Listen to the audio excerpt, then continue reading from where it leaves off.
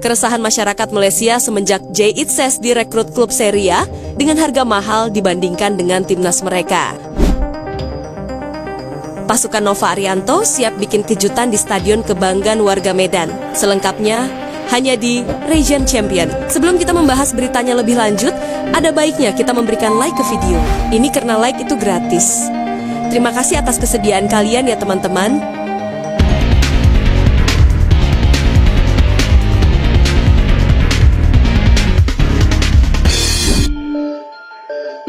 Nah, baru-baru ini, media Malaysia kembali bikin panas suasana, yang mana kepindahan kapten tim nasional Indonesia, Jesus dari Venezia ke Sassuolo, yang jadi bahan sindiran. Yap, akun Exasal Malaysia, @OneFootballM, secara terang-terangan menulis, kalau La Liga lebih besar dari Serie A, di mana itu udah jelas, mengacu pada pemain naturalisasi mereka, Facundo Garces, yang kini bermain di La Liga bersama Deportivo Alaves. Lucunya, bukannya dapat validasi, yang ada mereka justru dibuat malu oleh narasinya sendiri, sebab dilihat dari sisi manapun. Di sisi Liga, La Liga lebih bagus dari Serie A. Tapi kalau bicara soal MV dan kualitas Jesus, jelas jauh di atas Facundo. Dan Malaysia nggak sadar kalau mereka cuma bisa banggain si Facundo doang. Sedangkan Indonesia masih punya 14 pemain lain yang merumput di Eropa. Kemudian dari sisi prestasi, bahkan mulai dari kelompok umur sampai senior, Indonesia masih jauh lebih oke, khususnya dalam 2 tahunan terakhir. Tapi kita nggak pernah seberisik itu.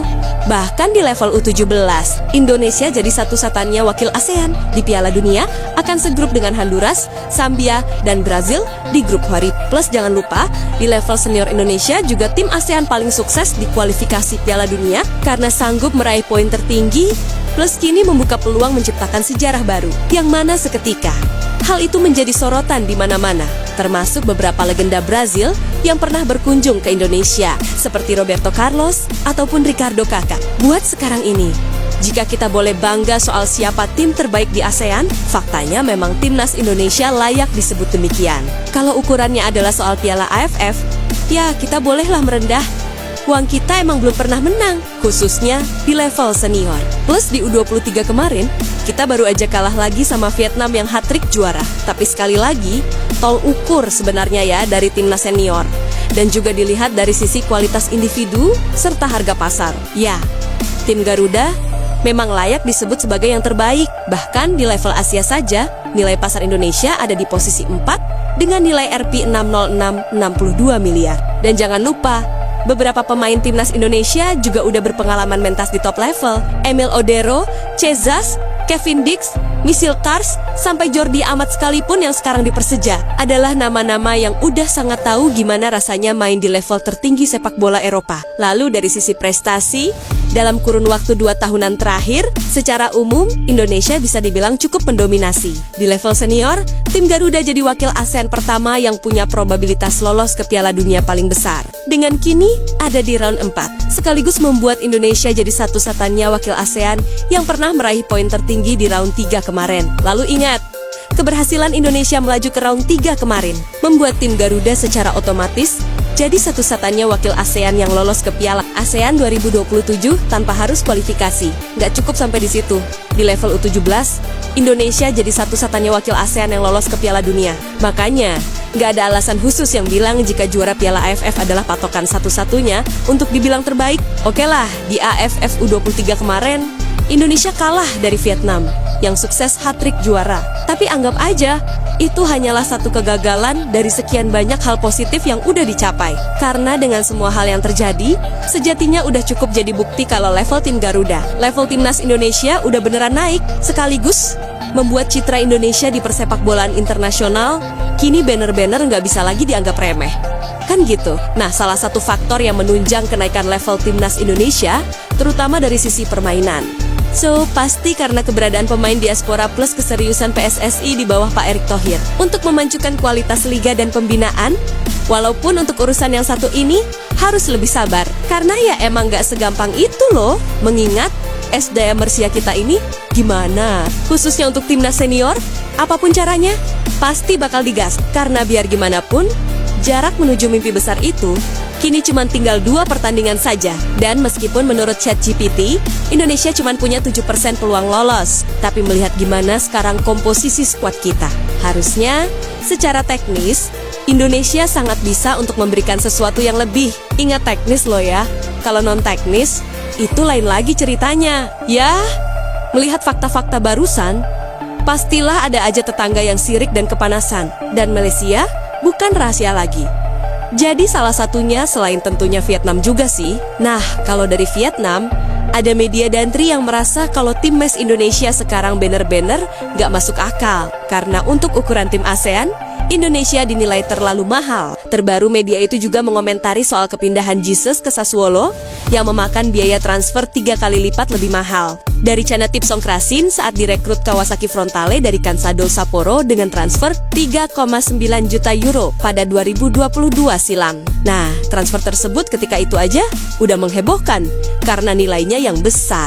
Tapi Indonesia seolah membuat hal itu biasa aja. Kemudian yang paling fresh tapi agak kocak, ya siapa lagi kalau bukan media asal tetangga sebelah. Yep, akun ke-10 asal Malaysia, Otatuan Football secara terang-terangan menulis kalau La Liga lebih besar dari Serie A, di mana itu udah jelas mengacu pada pemain naturalisasi mereka, Facundo Garces, yang kini bermain di La Liga bersama Deportivo Alaves. Lucunya, bukannya dapat validasi yang ada, mereka justru dibuat malu oleh narasinya sendiri. Sebab dilihat dari sisi manapun, memang benar.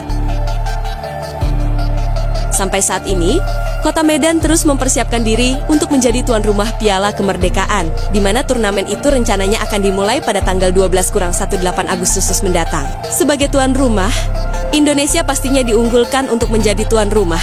Namun jika melihat lawannya, tampaknya kesempatan untuk meraih gelar juara akan sangat sulit. Karena lawan yang harus dihadapi bukanlah lawan sembarangan, terutama Mali dan Uzbekistan. Karena dua negara itu memiliki tim yang sangat kuat di level juniornya. Bahkan Uzbekistan baru saja menjadi juara di ajang Piala Asia U17 beberapa waktu yang lalu. Soal juara atau tidak, itu bukanlah hal yang dipikirkan oleh Coach Nova dan para pemainnya. Karena yang terpenting, ajang Piala Kemerdekaan akan dimanfaatkan untuk persiapan sebelum bermain di ajang yang sesungguhnya. Ajang yang dimaksud adalah Piala Dunia U17 yang akan dimainkan di Qatar pada November nanti.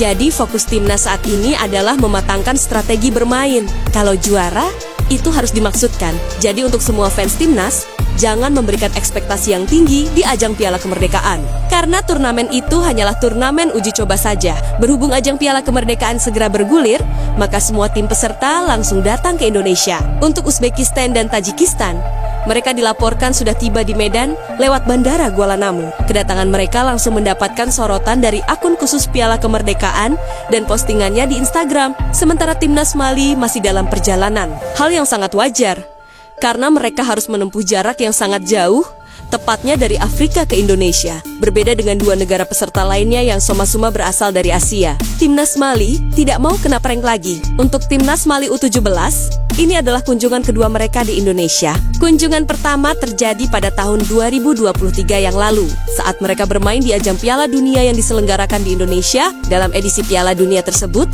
timnas Mali mampu tampil impresif dengan menjadi juara ketiga. Bahkan saat ini, beberapa pemainnya sudah mulai dikontrak oleh tim-tim besar Eropa. Kini giliran para juniornya yang siap untuk unjuk gigi di ajang Piala Dunia U17 Qatar. Namun sebelum itu, mereka harus menjalani pertandingan persahabatan di ajang Piala Kemerdekaan. Soal kunjungan timnas Mali sendiri, sebelumnya ada sebuah cerita lucu yang mengikutinya.